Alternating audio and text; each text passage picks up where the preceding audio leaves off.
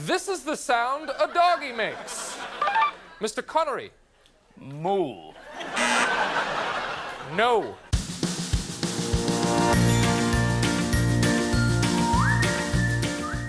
Hi there, and welcome to Baseball by Design. I am SportsLogos.net minor league baseball correspondent Paul Caputo, broadcasting live, as always, from the Sunday Helmet Hall of Fame in my basement in Fort Collins, Colorado. Today, we are going to be talking about the Danville Dairy Daddies, a team that has taken the social media world by storm. They play in Danville, Virginia. Later on in this episode, I'm going to be speaking with designer Dan Simon, who created the brand. I'll be speaking with Amber Graves, who works for the Morning Fresh Dairy out here in Colorado, where I am. And then, of course, Dan Simon will be back with another of his Studio Simon Stumpers. Right now, I am so pleased to be joined by Austin Scher. You know him as the general manager of the Danville Otterbots. He's wearing his Otterbots cap right now. I should say that I am the Colorado State ambassador to the Danville Otterbots. So this is, it's nice to have Austin back on the podcast. We're not talking about the Otterbots today, though we're talking about the other team in Danville, a new member of the Old North State League, the Danville Dairy Daddies. Austin, how are you doing? I am fantastic, Paul. It is always a pleasure to see you, and always a pleasure to just be in the presence of one of our more renowned Otterbots ambassadors here. So the world likely knows already, having seen this for a few days, but let's just jump right in. What is a Danville Dairy Daddy? And I should point out this interview is happening before the unveil happens. We have no idea what the reaction is going to be. There's a lot going on in this brand. I'm just going to ask you straight up. What's a Danville Dairy Daddy? So for us, the Dairy Daddies moniker and coinciding logo set has multiple meanings. The first and foremost is it is an homage to what is still the most prominent economic sector here throughout Southern Virginia, which is agriculture. Dairy itself is not the number one agriculture component in terms of exports or financial numbers. But there are a plethora of dairy farms throughout the region. And there are a lot of farms and farmers that have mixed use farms. So even where dairy might not be their number one, tobacco, soy, those are still the top two cash crops coming out of the area. But there are families and generations of families throughout Danville and Southern Virginia that grew up, if not on a dairy farm directly, up the road from a dairy farm, or they went to school or church or played youth sports with dairy farmers or children of dairy farmers. And we are excited to highlight such a major piece of the local economy through the Danville Dairy Daddies moniker.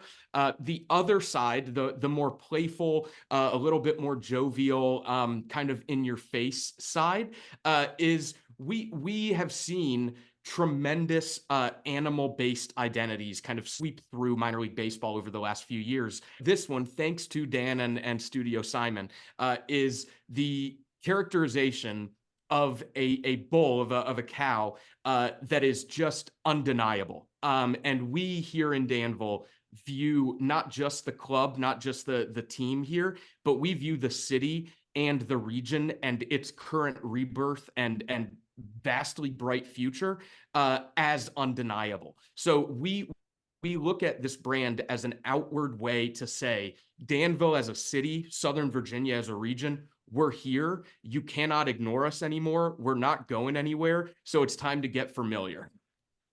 So the brand, and I should have perhaps led with this, the color palette for this brand has kind of a gender reveal party feeling about it, right? Like it's got the pink and the light blue. When you first open up this style guide, you see this, the head of a cow, the face of a cow giving the sort of side eye. It's not until you scroll down a couple of pages until you see, and everyone I'm sure has seen it by now, you see this cow with six-pack abs and broad shoulders and jeans and a DD for Dairy Daddies belt buckle, sort of posing there like 1978 Pete Rose on the cover of a magazine, right? Like he is just sitting there just looking ripped and, given the Joey Tribbiani how you doing look on his face there. So what's going on with Joey Tribbiani, Pete Rose, muscle cow here? Yeah, what's funny is, and Dan will have to either confirm nor deny this, but one of the images we kept going back to was of the Bash Brothers shirtless, Jose Canseco and Mark McGuire, right in this height of the PEDs era, where physically they are flawless specimens. Right. I'm going to start with the color palette. Yeah. Dan gets almost 100% of the credit for this color palette, and we do see it as basically a playground for us to just kind of walk through the gates and enjoy ourselves with. The Otterbots brand has a very unique primary blue and secondary orange. They are not generally stock colors in t-shirts, hats, other merchandise options, whereas the pink and blue primary and secondary of the Dairy Daddies are more readily available, I would say. So it has given us the opportunity to create more, to be more creative, and I do view those two slight semantic differences as differences in terms of what the collateral is going to look like. But being unique and being different is something that we always want to hang our hats on. And this pink and blue, where especially in the era of wild gender reveal parties, are more and more seen together and not separate, gives us essentially carte blanche. I think with this unique pink, blue, white, black color palette, we will have something with the Dairy Daddies on it for everybody, whether they're a huge fan of the team in particular or whether they just think it's cool. Moving into the character itself. Did you say moving into? I did, and it's in our terms, the hat is legendary, but with an I, obviously. Very nice. Right? It's utter this world. I mean, we could go all day. We could go all day. So the character itself, we again going back to this kind of narrative lane of being undeniable. We wanted not necessarily a cow that is the everyman's cow that everybody could see themselves in. We kind of wanted the version of the character to be the ideal for everybody. Hey, if I work hard, hey, if I'm hitting the gym every day, if I'm eating right, if I'm taking care of myself, then this is what we could be. And again, for the city of Danville, with so much going on here, so much development, so much tourism, so many new attractions and elements of providing a higher quality of life for the folks that live here. This kind of ideal of being undeniable. I know I sound like a broken record, but you're going to hear it from us over the next 2 or 3 years. We really do feel like we are in line with the city and region as a whole in terms of pushing forward and not using the excuses that were used 2 or 3 decades ago, but finding ways around those excuses, finding ways to say yes, but instead of no.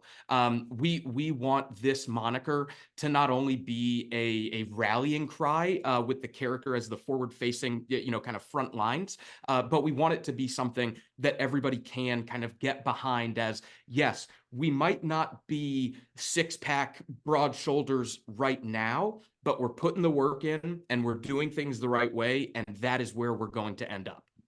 So there's a juxtaposition, right, between maybe it's the fact that the cow has pants that highlights the fact that he's shirtless. There's a very sort of grown-up feeling about the cow itself, whereas the colors have not just youthful, but almost babyish feeling about them. When Dan brought that color palette to you, was that part of the conversation about what these colors mean as compared to, the artwork itself of the cow?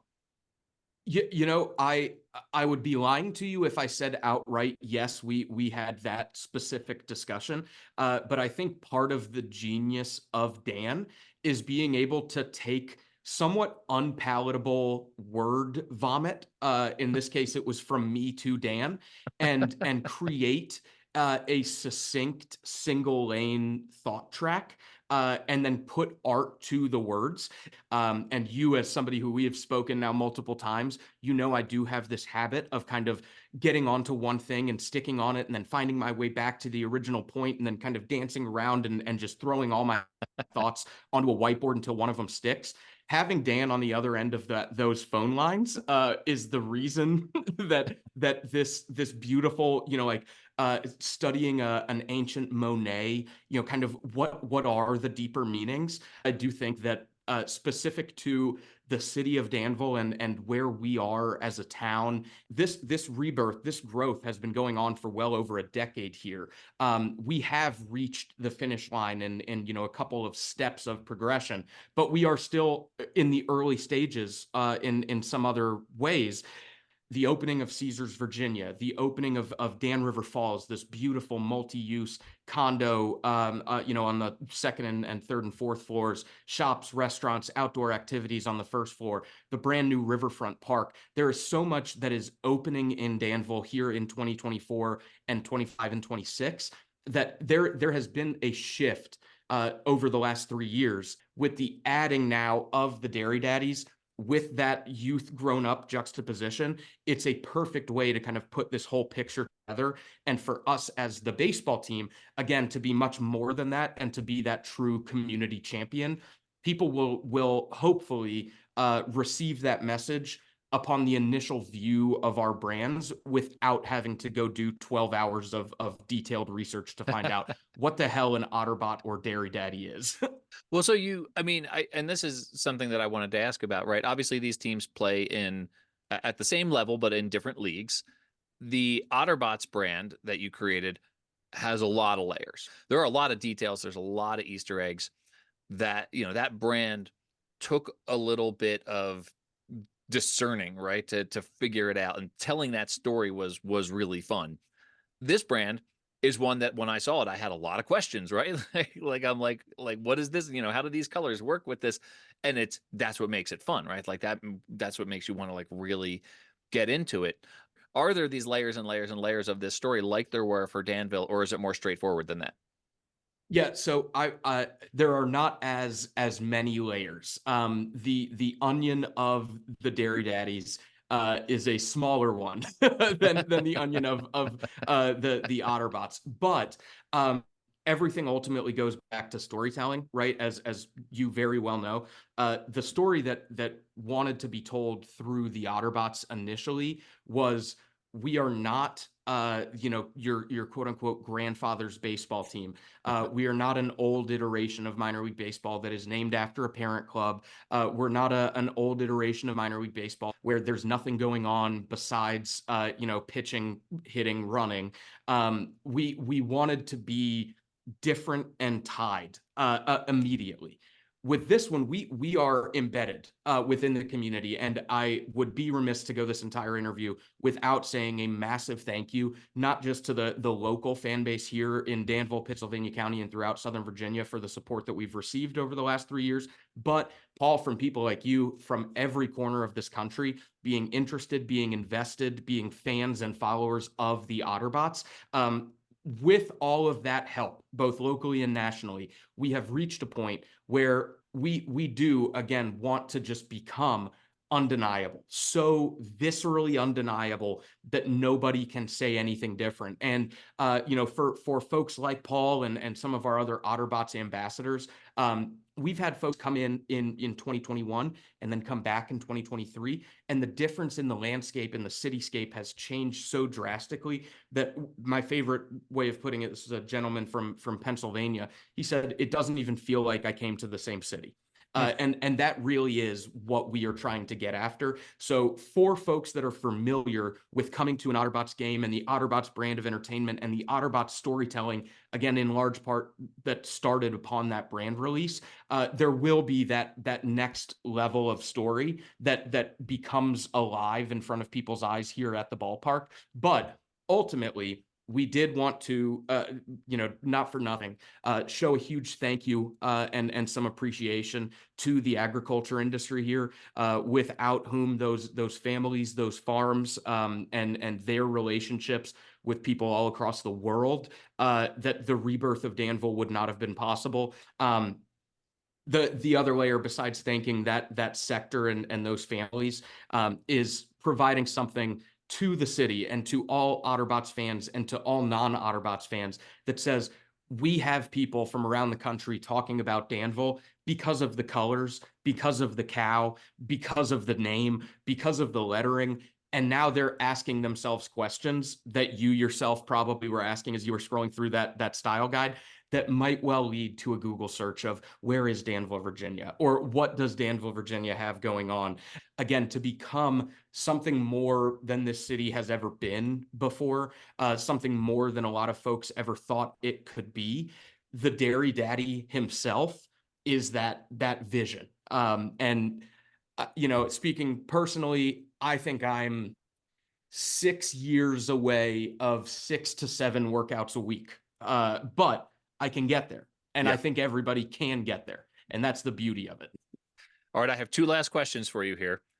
The first one, feels like a no-brainer to me, but tell me that this logo is going to be on an ice cream helmet. I'm going to answer that question, but first say, one of the exciting parts of this is we will now have ice cream available at the concession stand for all home games, Otterbots and Dairy Daddies. That is a huge thing that we are proud to say. And Paul, yes, not only are we going to have ice cream helmets, we are going to have some wacky and wild dairy-derived merchandise items. Oh my gosh. That are directly related to food and beverage, and that you would see in any kitchen, but specifically if you go on Airbnb and you select the farmhouse vibe or whatever that is, like we have a lot of things that you would see in one of those Airbnb kitchens. I'll say that. I can't believe it took me this long to get to that point. We talk about burying the lead here, right? Like that's the ice cream related paraphernalia. I cannot wait for this. All right, the last question I have for you is more serious, and it's about you all as an operation. What's the motivation to add a second team, right? I'm sure running the Danville Otterbots is a full-time job. What's the motivation for you, and what's the value to Danville to have now a second team at this level of baseball? Yeah. Great question. And ultimately, storylines aside, creativity aside, fun merchandise aside, at the core of it all, we have experienced a 68% attendance increase on a per game basis over the past 3 years. We understand that given the industries and the workforce that exists here, a lot of those I'll call them early week games, those Monday, Tuesday, Wednesdays. There are a lot of civic organizations that meet specifically on Tuesdays. There are a lot of religious organizations that meet specifically on Wednesdays. There are a lot of fun, kind of open mic trivia, indoor laid back activities that happen on Mondays. We wanted to give our fan base and our community more opportunities to come have fun. And these Dairy Daddies games, anybody that has looked at, kind of the home schedule for our ballpark, you've noticed the only home games are on Thursday, Friday, and Saturday nights. And that was extraordinarily intentional. We wanted to give a little bit of a thank you and a give back to the people that have provided so much undying and unwavering support to us over the last 3 years. I would be lying if I said it is not a challenge. Running one team is in itself a hard full-time job. Running two has created some long nights and early mornings, but not just for me, for my entire staff here, Jacob, Wyatt, Calvin, all of our coming interns, all of our game day staff. We have been flooded with we want more. And the more Danville merchandise that we can have worn at big time sporting events, at big time tourist attractions around the globe, that goes back to telling that story of this little rebirthed town in Southern Virginia. That's what it's all about, man. And it's been a hell of a 2 months, but it's all worth it. Well, so obviously we've said a lot of nice things about Dan Simon on this interview, and I'll speak with him in the next segment here. But what's your least favorite thing about Dan? I honestly, this is going to come across as somewhat paradoxical. My least favorite thing is that we have so many things in common.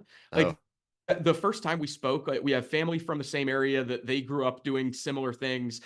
We have lived in similar places. We do have the exact same haircut, which, not for nothing, is quickly becoming Hollywood's #1 haircut. And we just beat the famous people to the punch. So shout out to Dan and I for that. But yeah, like I always like a little bit of contentious discussion. And I don't think that Dan and I ever did. So it got kind of boring, honestly, by the end. Like there was nothing to argue about fandom, locale. It was all just way too familiar.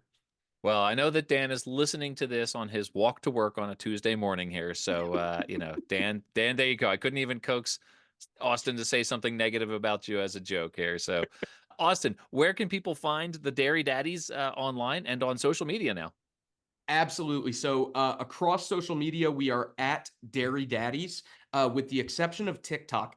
Who on TikTok, by the way, already had the account name Dairy Daddies, and what were they doing? I don't want to know. We are we are Go Dairy Daddies on TikTok, but at Dairy Daddies across everything else. www.dairydaddies.com will redirect to wherever you need to go. The most important question to answer for people is we do have a one-stop shop for all merchandise. So all Danville Otterbots, all Danville Dairy Daddies under the same store. The Otterbots, if you don't already follow us, are at Go Otterbots across all platforms. Well, I will be sending more of my money your way once again here. So it's what I do after we cover these things for Sports Logos and for Baseball by Design. Austin, thank you so much. This has been fun, and best of luck with the launch. I can't wait to see the reaction, and we'll see what those weasels over at the Sock Puppets have to say about it too. That's the one piece that we did not talk about. Yeah. That's the other, selfishly, what we're so excited about. It just gives us more opportunity to beat up on Burlington. And at the end of the day, that's really why we're in this. We're in this thing to beat up on Burlington. Austin, thank you so much. Thanks, Paul.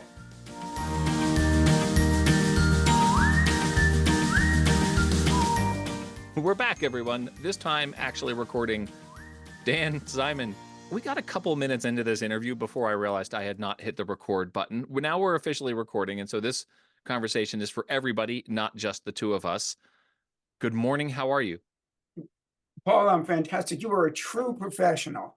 That record button's a little hard to find sometimes. So it's we got it. We got it this time. I am so happy to be talking about this Danville Dairy Daddies brand that you created. I have to point out, though, you showed up for the episode wearing a Burlington Sock Puppets hat, Dan. I don't often ask you this to start, but how dare you? Well, I know that those two teams, well, the Burlington Sock Puppets and the Danville Autobots have a rivalry going, and they play that up. I don't want to let the cat out of the bag if the teams have not already, but for you listeners, those teams are both owned by the same person, Ryan Kerr, who's very involved with both teams and their branding. And so it's a very friendly rivalry there. They have fun. One of the things I can tell you, having worked very closely with both teams, is they love to poke fun at each other. Well, you, of course, created that Burlington Sock Puppets brand. It's a classic. That, of course, is a different league. And we are here to talk about the Old North State League Danville Dairy Daddies. So they play in the same ballpark. They have the same management as the Danville Otterbots, but a completely separate team and a completely separate league. The Danville Dairy Daddies feature a bull. Well, it features the Danville Dairy Daddies features a bovine character. We've been talking about it on this episode. There's a lot of like light pinks and baby blues, but the centerpiece, I would say, is a very muscular cow wearing jeans, leaning on a bat in a kind of suggestive way with his hoof on his hip, standing. I understand from Austin that there was some conversation about the Bash brothers being used as models for this character. And I threw out there that I thought he was giving a sort of coquettish Joey Tribbiani, how you doing look. He's throwing that at the viewer there. So where did this character come from? Well, where it came from was the minds of GM Austin Scherer and team owner Ryan Kerr. These guys just like to have fun, and they're really some of the most fun people I've ever been around. And this is just fun. This is, what you just described actually is spot on. I could not have chosen a better analogous person to describe him. Joey Tribbiani, how you doing? And just smooth. The only difference is I'd like to think maybe this Dairy Daddy is a little smarter than Joey, than the character portrayed in Friends, for those of you who don't know who Joey Tribbiani is. Let's go back to something. You were kind of dancing around. You first said it's a bull. Yeah. And you said, well, and then you kind of danced around that as if maybe he's not a bull. He is a bull. This is a Dairy Daddy. A male bovine is a bull. A female bovine is a cow. Now, this bull knows his way around cows for sure, but he is not a cow himself. So I went full heteronormative here, and perhaps that is not the way to go with ascribing colors, right? Like, it's 2024. Let's move past these traditional definitions. But I opened up the style guide, and here is a cow outlined in pink and the word dairy, right? So my mind goes to dairy cows, and I'm thinking this is going to be a cow that produces milk. And then you scroll down and you get to this, this much more masculine looking figure, and there's light blue involved. And so this is twice now that I've actually started that conversation of saying, oh, it's a cow, or it's a bull, or we'll just call it a bovine. And I'm curious not only about the use of the pink and the light blue, which again evokes a baby shower, but I would say that the pink is actually more prominent, and it's not like a hot pink, right? Like, it's not like a Pensacola blue Wahoo's pink. It's a light pink. It's a baby shower pink. So the sort of question of gender, the gender of the animal comes up right away. Let's talk about that, and let's All right. talk about color. It sounds like you want to talk about this, so let's talk about it. You cannot have dairy without cows, okay? Bulls do not give milk, cows do. So even though this brand identity is built around and features prominently a bull, the cows play a major part in this brand identity, A, because of the dairy that they produce, and B, because let's just say that the bull that is the focal point of this identity has a lot of, we'll call them friends, who are cows. Okay, so that's both the male and the female sexes play a prominent part in this brand identity. With regard to the color, that was not the heavy use of pink was not, at least on my part, my original intention. There had to be some pink in the logo because of the pink of a bovine's nose. Okay, that's if you're going to render in logo form a cow, most of the time that nose is going to be pink. And as I was originally doing this identity, that was the only place the pink was. Like you mentioned, the outline color is pink as well. And initially that outline color was white. And as we're doing this, I'm thinking, you know what? Brand identities should appeal. Ideally, a successful brand identity will appeal to men and women equally, young and old equally, passionate sports fan and casual sports fan equally. The more people a brand identity can appeal to, the more successful it's going to be. So I decided, hey, let's play up this pink. And we've got the blue already. Now the blue started with the blue in the cow's eye. So there was only minimal use of it at first, because just a tiny little bit of that overall cow, of the cow head, at least the cow head is what we did first, was the blue of the eyes.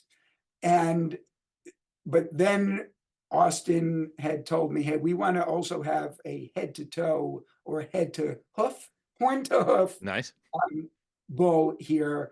And we want him wearing blue jeans and we want him shirtless. So those blue jeans gave us a lot of blue, at least in that particular brand asset. By the way, you mentioned it's different than the pink in the Blue Wahoo's identity. Yes, it is. It is specifically, we are going to call it strawberry milk pink. When you go to the store, you can get regular milk, you can get chocolate milk, and you can also get strawberry milk, which is a decidedly pink color. Because if you add the red of strawberry to the white of milk, what do you get? You get pink. So pink plays a big part in the logos, and little spoiler alert, there will be some pink in other things as well. That's only as far as I will go. You know, all this talk about pink is really interesting, right? Because one of the most popular athletes in the whole world is, of course, Lionel Messi, the soccer player, who's very famous for playing for a team where he wears a pink jersey. You just reached for something. You have is that a Messi bobblehead? It's a Messi, just tiny little figurine. It's a little figurine. Hey, Paul. That's the way that was my imitation of, if not Messi, the tiny little Messi figurine. Okay, so anyway, you were saying? Well, Messi right now is known, for this iconic pink shirt that he wears. And so, there was a time when the whole notion of like men wearing pink in sports would have been like, that's silly. And now, I feel like that has completely been turned on its head. And, the idea of pink in sports branding, it's a lot more hip, right? Like it's a lot trendier now to have pink in sports branding. And I think that this brand is playing on that. Yes. And frankly, I can't wait to get myself one of the Dairy Daddies caps when they become available. And again, spoiler alert, there'll be some pink on that. And I'm looking forward to wearing that. If there is a pink Dairy Daddies dad hat, I will absolutely get that. From your mouth to Austin's ears. Let's get Austin back on the horn here. We got to have this conversation. I did ask Austin about whether there was going to be ice cream helmets with this brand. This brand feels very ice creamy to me. Did you know that cream comes from cows? All right, Dan. I got to remember not to schedule these for when you've already had 2 cups of coffee. So one thing we have not talked about on this episode yet is the typography. The type is a lot more sort of round. It's less scripty.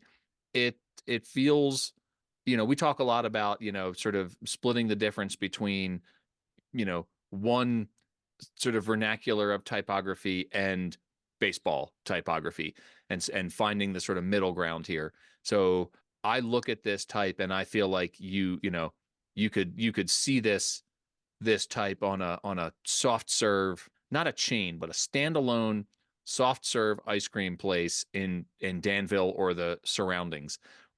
Was that part of what you were doing with this type? That's exactly what I was doing. We have a term that we use in the sports branding profession when we're trying to describe something that feels like it is consistent with bovines. It is said to be cowy. That is the term that we use. And I wanted this type to feel very cowy. Sounds like a lot of bull. You amuse me. One of the other little tidbits here that I think is really fun is, often with baseball script, you'll have the final character, usually an S, ends in a little flare that serves as an underscore for the word.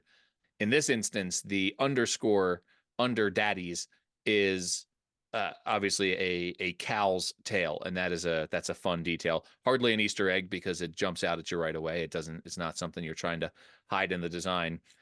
Well, that was included solely to keep the flies away.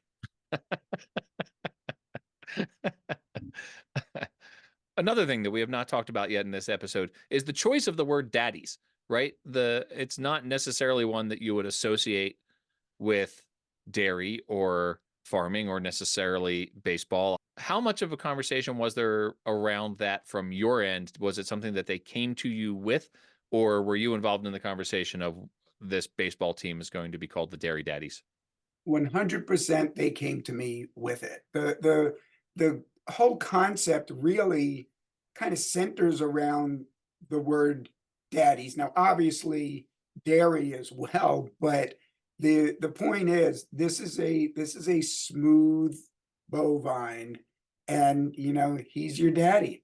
So that came from them, the minds in Danville. This brand is all about juxtapositions. It's all about contradictions, right? Like the color, the very youthful, almost babyish colors compared to the very sort of adult theme of the idea of the character being smooth. You don't think of bovine as necessarily being smooth, right? Like, so there's a lot of juxtapositions, there's a lot of contrasts going on. There's a lot of sort of fun mental leaps that you're asking the viewer and the user to make, and I think that's what makes it a lot of fun.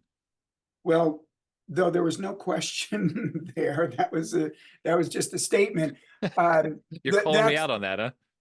But that does lead to a response from me. The fact that you are seeing all of this is evidence that the team's idea was a good one, and hopefully my execution of it was successful, because it is evoking all of those feelings, and that's what was intended, and sounds like maybe we did all right trying to make that happen. You guys working together, I think, put together, a brand that at first it feels simple on the surface, but man, when you start peeling it back, Austin in the previous segment really talked quite passionately about this brand representing the city of Danville and what it has been and what it can be and where it's going. And when you start peeling back the meanings behind this brand, I think there's a lot of stories to be told, and it's a lot of fun. And so I would imagine from your perspective as a designer that added meaning brings challenges, but it also makes it a much more interesting project to work on. And I'll finish that statement with a question. Is that not true, Dan?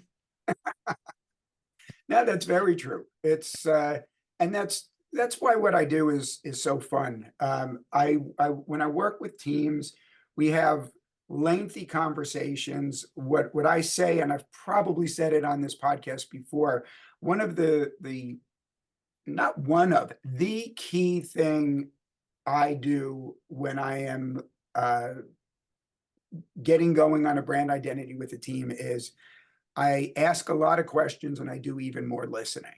And both Ryan and Austin, they're passionate about what they do. And when they were talking about this identity, their passion for this identity was evident. This identity is a visual representation of their passion for this idea. All right, Dan. Well, parting is such sweet sorrow, but guess what? You're going to be back in just a few moments to bring us a Studio Simon stumper about this brand new brand. Dan is on Instagram at @studio_Simon. Surely you have posted this on Instagram and everyone can go share their thoughts. Dan, we'll see you in a few minutes on Studio Simon Stumpers. See you soon.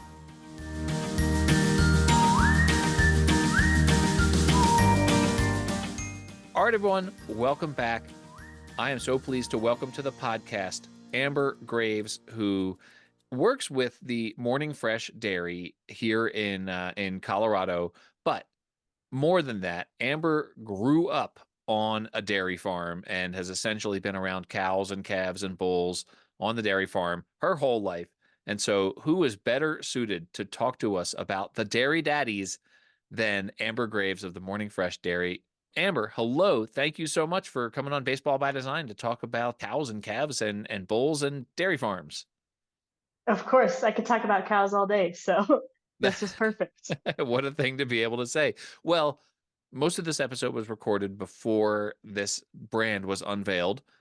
I can tell you, having been unveiled now for a few days, this brand has taken the social media sphere by storm. There is a ton of chatter about this brand.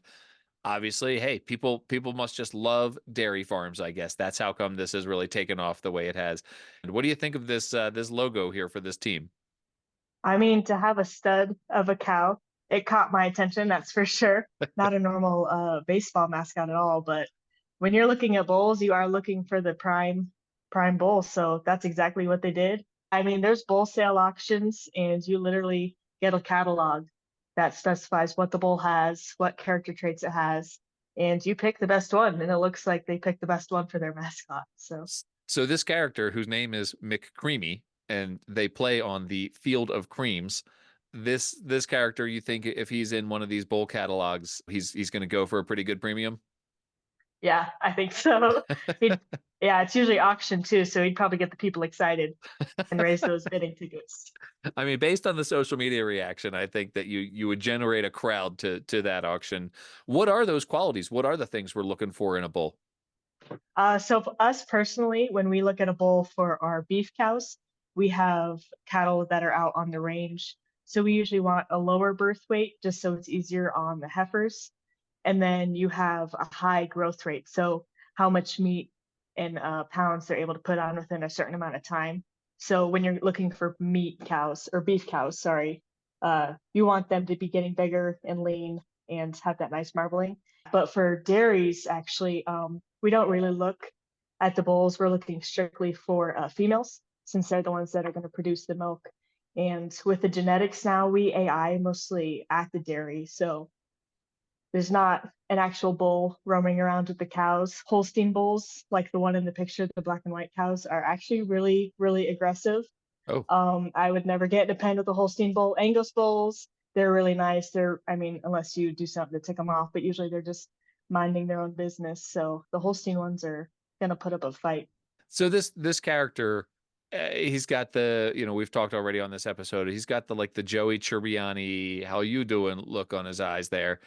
And Yep. and he's got the this decidedly like sexy like jeans with no shirt, and like he's totally ripped, right? So growing up around cows and on a farm like that, has it ever occurred to you to think of cows or bulls as being sexy? I wouldn't use the term sexy, but some fine genetics. Yes. But yeah, they certainly put the human aspect on this bull, and yeah, he looks pretty sexy. Then again, we do have some bulls that they're just so, when they walk, you can just see their muscles moving, and it's such a beautiful creature and just powerful. Yeah. But they're so big and they're fast, but they're not fast. But just to have that much power behind them. What do you think the qualities of like a really muscular bull, like a really prime candidate who's going to go for a high price in one of these auctions? What are the qualities of those bulls that you think would make them great for being a baseball player or an athlete? Ooh, nice rounded shoulders. Got to have the big shoulders, more meat, but then more power to hit the baseball bat and Okay, hit that ball McCreamy has far. that. Yes, he does. And then a nice back end too. You got to be able to run to the base real fast, and back end tastes good when you put it on a barbecue. So that always helps out. So we haven't seen But that angle on McCreamy, but I'm going to assume in those tight jeans that he's got a nice backside. oh yeah, I wouldn't doubt it. And then yeah, he looks like he's got long legs, so he can run pretty far and pretty fast. Absolutely. So, I mean, I think this is the question that has come up quite a bit here on social media, is the question of having this decidedly male character being associated with a dairy farm, and even the name Dairy Daddies is, masculine rather than feminine. What is the role of a bull on a dairy farm? Okay. So when we do have a bull on a dairy farm, we usually let him out with the heifers. So that'll be when they get pregnant the first time. He's almost called a cleanup bull. Huh. So we'll mostly AI our heifers and hope they get But not every heifer is actually going to get, um, it's not going to catch, so she won't actually get pregnant off the AI every time. So you put the cleanup bull in there, and he kind of makes sure all of those heifers are actually impregnated. And then once they actually move to the dairy is when we AI from then on out. So that bull is literally just hanging out, eating food with a whole bunch of ladies and living life large. I mean, McCreamy is living the dream here on the Field of Creams. Absolutely. Yeah, he's in a pen with 50 ladies. So I mean, it's a tough job, but someone's got to do it, I guess. someone's got to do it. Yep, full buffet, full water and ladies. What more could you want? Well, this has been one of the most interesting new brands to talk about. From your perspective as someone who has been on a dairy farm her whole life, how do you react to the social media response? I like it. I think it's positive. There was one comment that said a total beefcake. I really liked that one. But anything with a positive swing on it on the dairy side is good publicity. I mean, the best way to keep an athletic sport figure is to drink milk. So they got the protein and the carbs, that perfect balance. So honestly, I mean, having a bull as your mascot, they're powerful. So I think it's a darn good mascot. I think they did a good job. I agree 100%. Like an Oreo in a glass of milk, this brand has really made a splash. Oh, that's cute. I like that. No, it's clever for sure. I've never thought of having a sexy bull. So yeah. You're not alone, Amber. I think that's true for a lot of folks here. Amber, where can folks find the Morning Fresh Dairy online? We are morningfreshdairy.com. We do home delivery throughout all of Northern Colorado. So we have fresh, all natural milk, and we do a lot of other local products that vendors bring to us as well. And we're actually tied to Noosa Yogurt, which is a nationwide brand. So you can find that in almost any grocery store. But yeah, if you're ever up in Northern Colorado, we do tours. You can come check out the cows yourself. It's pretty fun. You get to pet the babies. So you can pet the babies? yep, you get to pet the babies and you get samples of all the chocolate milk. And yeah, it's really fun. Awesome. Amber, thank you so much. This has been fun. I appreciate you doing this on short order. I know this was a quick turnaround because this brand just came out. Yeah, no, it was fun. Thanks for having me.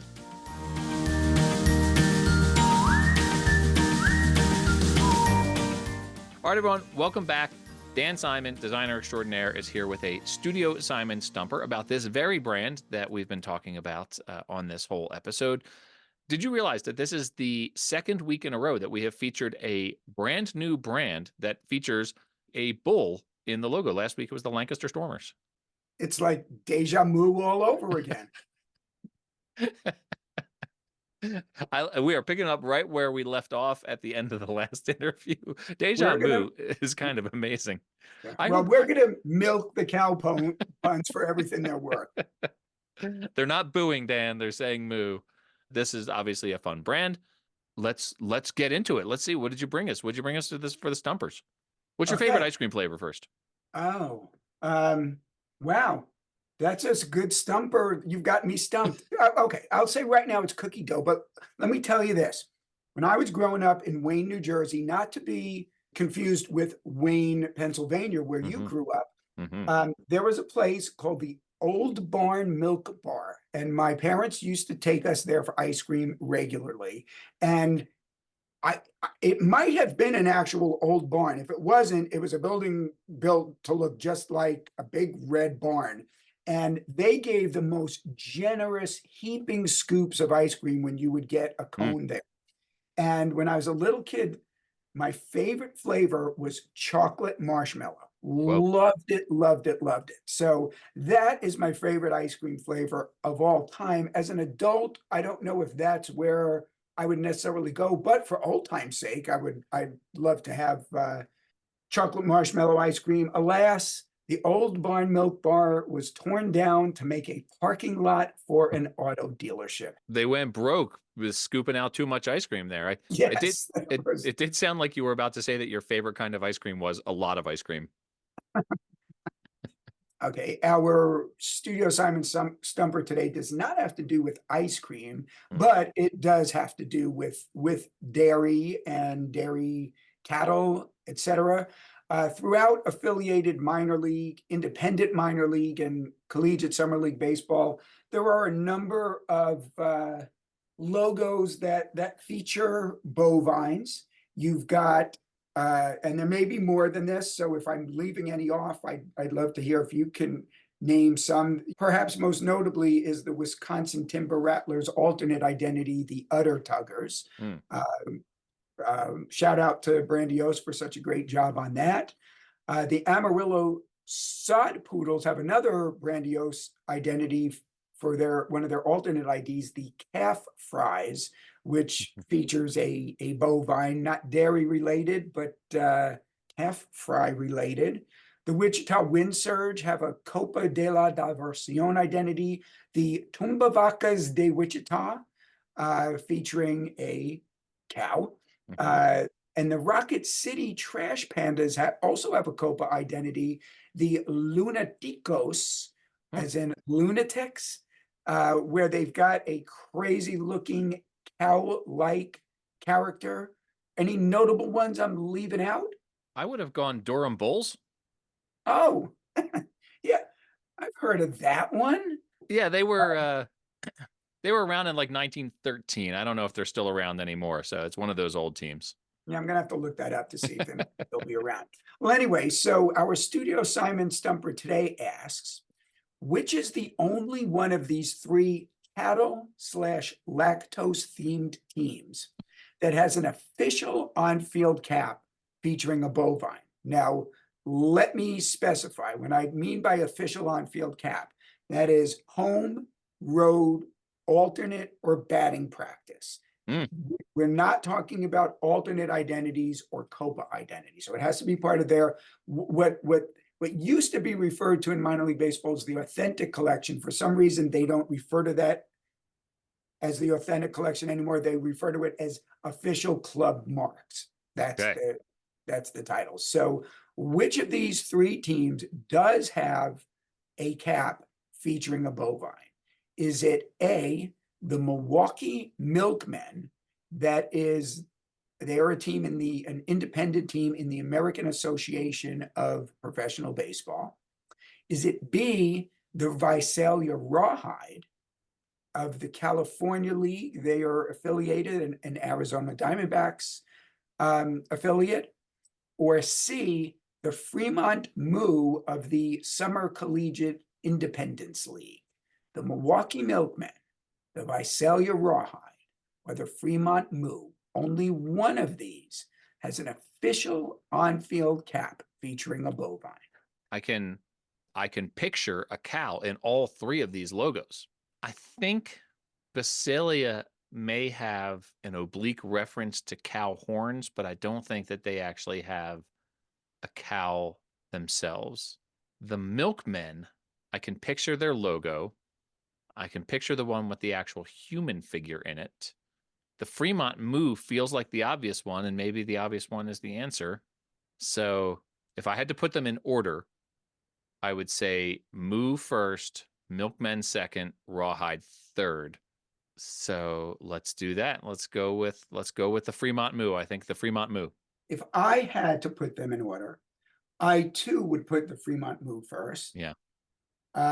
It's the Milkmen, isn't it? I feel like I can picture a Milkmen logo with a bull in it, with a cow in it. Well, I don't think I would have put the Milkmen second because they're the Milkmen. Now, yes, it's about milk, but their primary logo features a milkman, and their cap logo, they have a cap logo too that features a milkman. So I would have put Rawhide second and Milkmen third. But surprisingly, with a name like the Fremont Moo, at least as extensive as a internet image search that I can do, I could not find hide nor hair, nor rawhide nor raw hair